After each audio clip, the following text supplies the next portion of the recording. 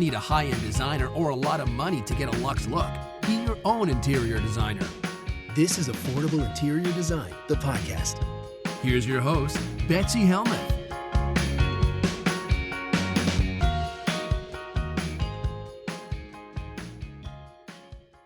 Next question comes all the way from Akron, Ohio, and Kristen is writing in. She writes, "Hi, Betsy. I've listened to your podcast for a few years now. I love hearing new design tips that I wouldn't have thought of.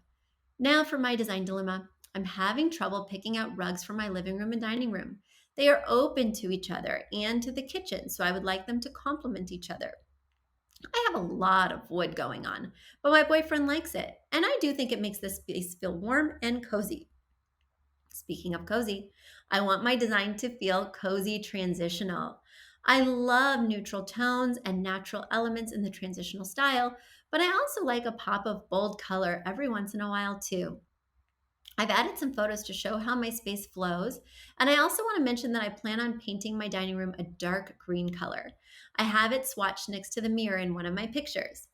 I tend to lean towards cooler tones in my decorating because of all the orange wood, in hopes of balancing everything out. I want to replace both rugs in my dining room and my living room. I will attach a photo of both rugs. I am thinking of a couple of rugs and I will show you, and I would love your opinion. I was thinking the darker design in the dining room and the lighter one in the living room, but I would love to hear what you think." All right, well, let's get into it, Kristen. So thank you for sending these pictures. It really helps to illuminate the situation. And I'm just looking around here, looking around the pictures. For those of you who want to see Kristen's pictures, you just head over to YouTube, Affordable Interior Design channel. Yes, we have a channel on YouTube. You can see what I look like, right? You can look at my empty shelves and my undesigned cottage. You can hear me talking to Kristen, and hopefully it will inspire you and illuminate this podcast even more. All right, so Kristen, let's get right to it.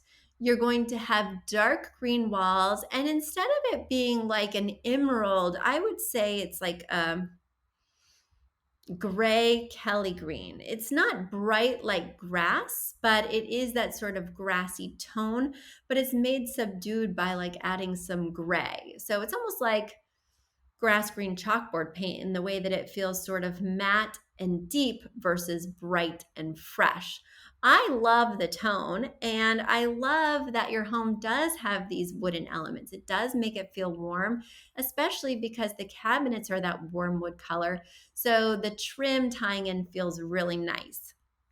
The one thing that doesn't feel really nice to me, and I know you didn't ask me this, Kristen. You're like, Betsy, just stick to the questions. But I can't help myself. The one thing I'm not loving is that, part of the trim is white in this sitting room, but the door itself is that orangey wood color. It just doesn't look very high end. It looks like you ran out of paint. If you're going to paint the trim, I highly recommend that you also paint the door that trim color, and I think it will look much more elevated. But in these other rooms, I can see that you did not paint the trim, and that is A-okay, even if they open into each other. So the dining room has the wood trim, the kitchen has the wood trim, and I think, as I mentioned before, the cabinets bring it all together. I was really stumbling and bumbling with my own house because there's a lot of wood trim, which makes it feel pretty dark because we're already in the middle of the woods. So sometimes we don't get a ton of natural light.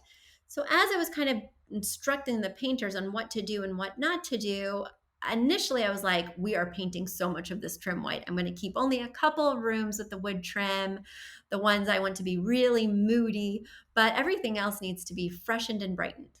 And then as I was living in the house a bit more, the wood just felt so special, so warm, so cozy and inviting, especially as these temperatures have been dropping. And I must say, I took that punch list that I gave the contractors and I crossed off trim. I was like, you know what? I don't want you painting any of this trim. I love it so much.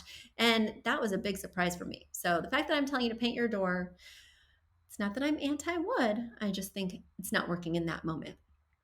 As for your question, yes, so you've picked out two rugs, and both of them have sort of a Southwestern pattern using a lot of diamonds and triangles. One of them is quite dark and has like a deep brown, some gray, some orange. The other is much more neutral with a cream background and maybe a gray sort of print, again with those diamonds, those zigzags. So I love that stylistically they work together, but they're not exactly the same in the fact that the cream has a larger scale pattern. Now you're saying, Betsy, how do I mix patterns? Well, those of you who've been listening for a while, or those of you who've bought my book on affordableinteriordesign.com, you know that we mix patterns by making sure that they're different scales, right? So we can have some small patterns, some medium patterns, some large patterns, but we want to make sure that in the same room, we're not using multiple large, multiple medium, or multiple small. So it'll look more sophisticated if you keep a very strict color palette, right? You don't want to have all these different patterns with all these different colorways. Find your color palette using your inspiration piece, and then find patterns of different scales that incorporate those colors. So in a living room, you may have a pillow that has a very small chevron pattern.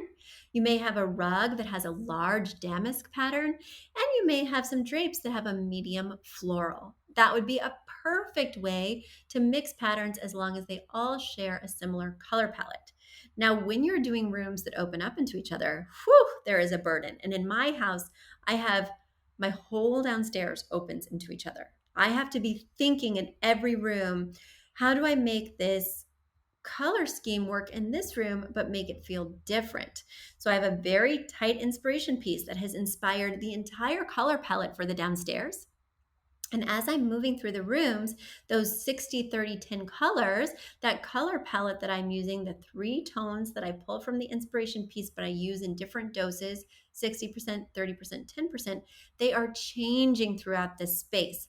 So in the TV room, I'm using navy and gold, like that tamarind orange gold color. That is my 30%. The navy is my 60%, and I'm using pops of teal. As we segue into the living room, I'm flipping the script, right? So I'm still doing the 60% navy, but now I'm doing 30% teal, 10% tamarind orange gold.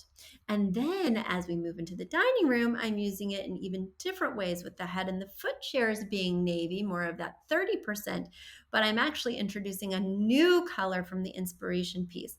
So you just need to be really mindful that these rooms all need to relate to each other without being exactly the same. If I use the same dose of those color palettes in the different rooms, the rooms are going to feel identical. Shouldn't the vibe of the movie room be much different than the entertaining, fun, lively energy that I'm expecting in a living room? My answer is yes. And the way to achieve that through wall color and other colors.